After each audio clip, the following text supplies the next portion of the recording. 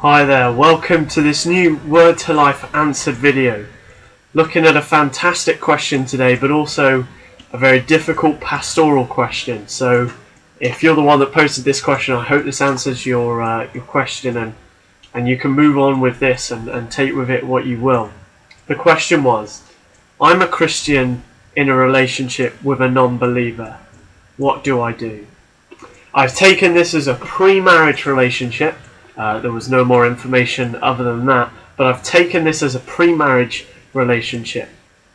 The Bible does not exclusively talk about relationships other than marriage between a man and a woman. It's a bit vague on that sort of thing, but it doesn't mean that we can't take what the Bible says about marriage context and put it into other situations, such as relationships that could eventually lead to marriage. Because when we enter any relationship, we should always be thinking, is this the person I'm going to go on to marry?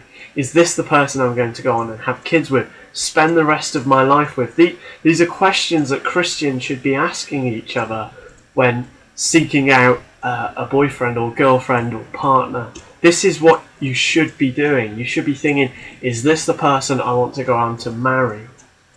And for that, it means it's quite important to seek out believers, people that share your views.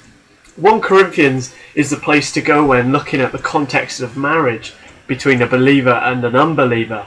And it says this in chapter 7. It says, "For the unbelieving husband is made holy because of his wife, and the unbelieving wife is made holy because of her husband. Otherwise your children would be unclean, but as it is, they are holy. But if the unbeliever's partner separates, let it be so. In such cases, the brother or sister is not enslaved. God has called you to peace." This is saying, actually, through faith, if you are a believer and your partner is not, there is a chance, there is the possibility that your partner may come to faith as well.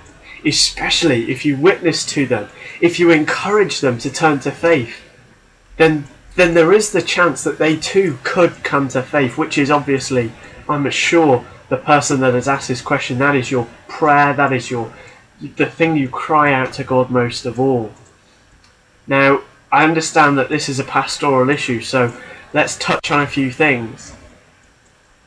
If you are in this relationship right now, if you do love the person that you are with, there is nothing saying that you need to break away with him. You need to break up with them.